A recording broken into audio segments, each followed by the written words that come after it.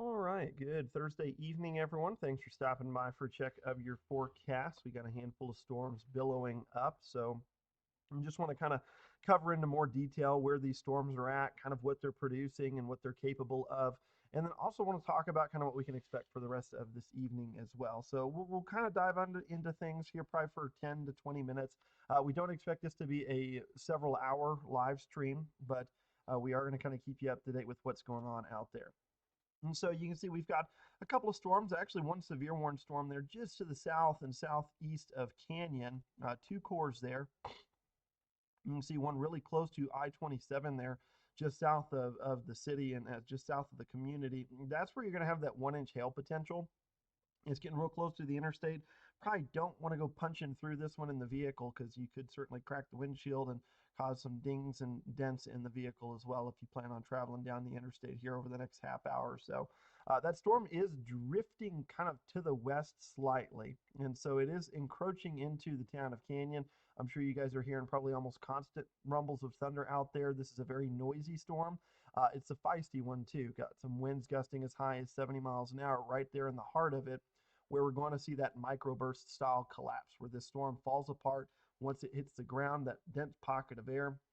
You're going to get a small corridor, probably just a couple of kilometers at most, probably even only a few hundreds of meters, where you see some of these strong winds gusting to 70 miles per hour. So that is something to be made known of for that one as well. This storm's a pretty new one out here southwest of Canyon.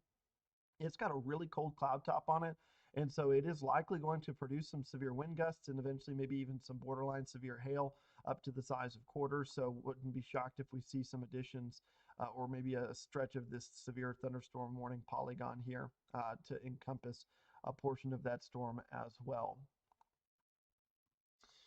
Let's go ahead and zoom out a little bit. You can see we've got some stronger cells out here in the eastern Panhandle. The stalled boundary is from Wheeler down towards Clarendon and moving towards the outflow from these storms, kind of helping send this stalled boundary further south. But we'll probably see some more storms try and build up along this thing over the next couple hours. But nothing severe right now. We did have that one severe warning storm in Wheeler County earlier. It expired at 5:15 p.m. You can see we've got some stronger storms out there, but nothing severe at this point. Let's take a quick look at our Skycam there in Mobidi just to see what that one looks like.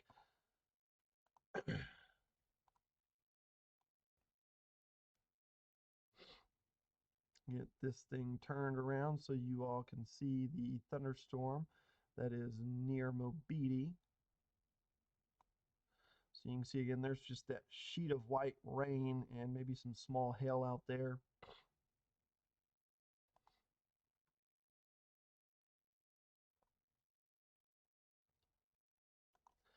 That's this thunderstorm right up here on the north side of the county that's just billowed up recently. That one again right there in the Hemphill and Wheeler County line. Scrolling down towards Palmer County, we've got a handful of storms around Friona and Bovina. These are very isolated, but they could produce some locally heavy rainfall. We've got another cluster of storms. Let's jump over to the FDX radar, not the FDR, FDX. You can see a lot of storms trying to go up there in Roosevelt County. These are probably going to produce some pretty strong winds. You can see this one was severe warned for a short period of time, but the outflow boundary surging out away from the storm, probably going to collapse pretty quick. That's why they let that warning expire there at 4:30. And then if we go further north, you can see we've got a nice little cluster of storms, just almost a linear cluster from almost Clayton, New Mexico, south and west towards back down towards Lake Conscious or Conscious Lake. So let's go ahead and walk you through a couple of other things. This is our Skycam in Bushland. You can see there's that severe warning storm out there. See if we can't get it turned a bit so y'all can see the other cell that's going up there to the west also. So this is the severe warned cell. This is the one that's technically not severe warned yet, but we probably would expect maybe that warned polygon to get extended further west to encompass this cell here that's recently developed. You can see there's some clear skies there out to the west of it. There's a lot of sunshine out here heating up the ground temperatures, and so that storm probably will pulse up pretty strong, at least for a short period of time. We do have the aerial flood watch in effect until 9 p.m. tonight over in Quay in Union County. That's where we could see maybe some more widespread flood potential. And so that's why they've gone ahead and put out that aerial flood watch. Let's go ahead and just kind of track through the computer model for the next 2 days. It's not picking up very well on this stuff done here in the southeast. The model's been struggling for this pulse type stuff, where we don't have a lot of lift aloft, or we don't have any divergence aloft, which is basically that dynamic lift that you need for storms to develop, or at least it can aid in thunderstorm development. So a lot of this stuff is just due to daytime heating and just an abundant amount of moisture. So these are all pulsy thunderstorms, summertime convection. You hit that convective temperature, storms pop up, and then they fall apart. And then the outflow boundaries end up usually kickstarting a few more storms as well. We actually have a shortwave disturbance over towards New Mexico that is expected to move from west to east across the area. And what that's going to do is we think that's going to continue to allow for clustered thunderstorms to make their way through the area. This isn't going to be a full-fledged MCS or big complex of thunderstorms. They're going to be disorganized. We don't have a whole lot of wind shear today. The upper air sounding that was launched at lunchtime or a little bit after that here in Amarillo showed our bulk shear at about 22 knots. And for us to see multi-cell structure or MCS style thunderstorms or big squall lines, we generally need about 25 to 35 knots of shear. So we're like on the lower end of that spectrum. I wouldn't be shocked to maybe see a short-lived cluster of storms kind of line out and then start to surge out. But we think the outflow boundaries are going to surge out ahead of these storms, and they should fall apart pretty quick. But with all the moisture and the lift in the air, you'll still see storms get going on the outflow boundary. It's just the original cells probably fall apart, and then you get new development out there along the outflows where you'll see some additional storms try and pop up. So this is 9 p.m. Our model has a nice cluster of storms in the western half of the Panhandle and really the northwest half of the Panhandle. Areas along and north of I-40 probably stand the best chance for some hefty rainfall tonight.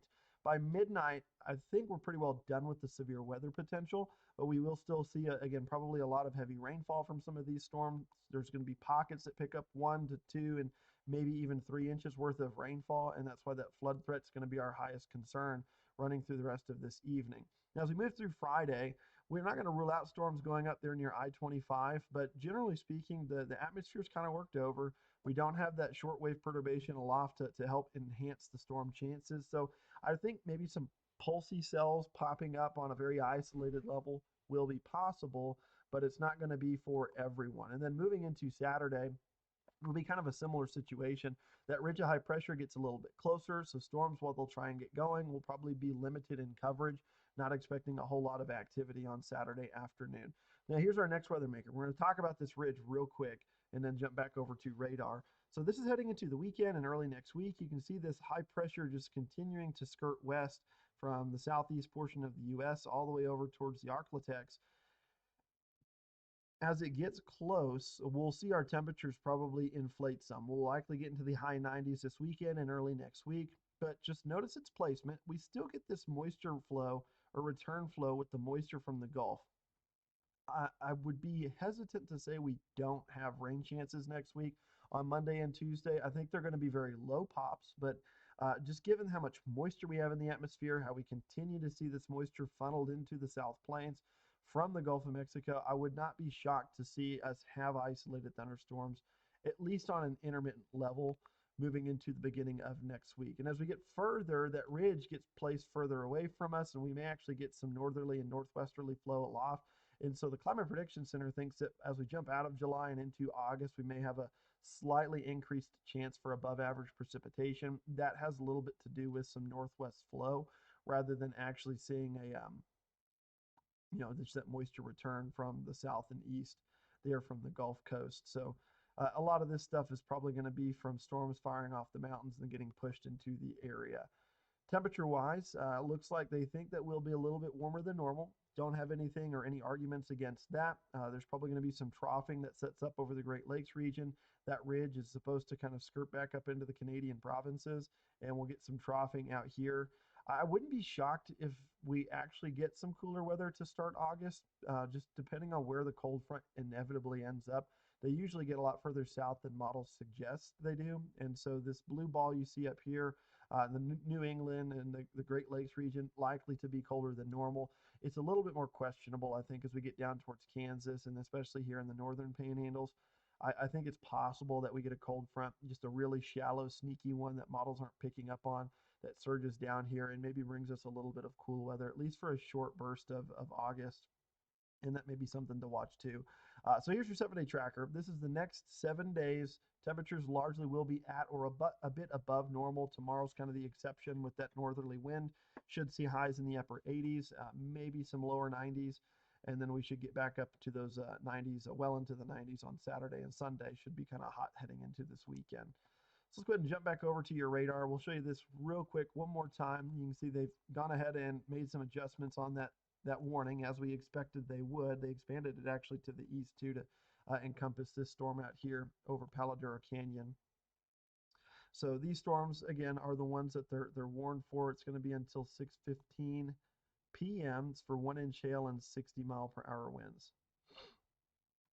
It's for all three of these cells here south of Canyon. Canyon, you guys are about to see probably some heavy rainfall if you aren't already. The south side of town is seeing some of that heavy precipitation. And then we have those aerial flood advisories. You can see there's the one there until 7:45. And then we have this other one in effect until 8:30. Again, it's not going to pick it up since we've got the severe thunderstorm warning on top of it. But 1 to 2 inches of rain's fallen in that area, with an additional 1 inch of rain expected to fall just because of this thunderstorm still persisting down there. So that'll be an issue. It's going to be localized. Flooding concerns there on the interstate and some of the other highways and byways there next to I-27 there in central Randall County. So just something to keep in mind. You'll probably start running into the same issue underneath this cluster of thunderstorms down here too, southwest of Canyon. Again, this stuff's drifting to the northwest. So Canyon itself, Dawn, maybe Umbarger, you could start seeing some of that chance for rain here over the next 60 minutes. We'll see if we can get some of this stuff into Amarillo. Again, these will probably fall apart. So we'll have to see some new development. Just looking at our camera, I don't see any updrafts setting off, going up out here on the south side of town. So we'll see. We may have to wait till that second round of storms this evening that comes out of New Mexico for us to have a chance for some rain. Won't rule it out. Again, these storms are pretty close. So if we can get any development along an outflow boundary, certainly possible to see an isolated thunderstorm. But I think our better coverage of storms will be later tonight with this group you see out here in New Mexico. This stuff should slowly start to move into the Panhandle as we get closer to the 8-9 o'clock hour, getting closer to sunset. Let's go ahead and take a look at our sky cam in Bushland. So let's take a visual look at some of these severe warned storms. Looks like someone's plowing a field out there in the distance. You can see again just nice dark line of gray clouds and rain out there. That's where you're seeing some of those stronger storms. So I'm going to turn this over to look at in the Amarillo direction just to show you guys. We really don't see much rainfall over town. You don't see a very low cloud base, so that's why we're real hesitant to say that we'll see rain here in the near future. It looks like there's maybe a sporadic shower trying to pop up out here. But overall, a lot of that stuff isn't necessarily over the city. All those clouds you see out there in the distance actually are over there in the eastern side of the Panhandle. That's a lot of this stuff out here. So visibility is certainly wonderful. And just taking a closer look, you can see maybe Lake Tanglewood getting a nice light sprinkle. But the heaviest stuff's going to be down here around Canyon. I think that's where we're going to end your Facebook Live, or whether you're live on YouTube for real quick for the moment.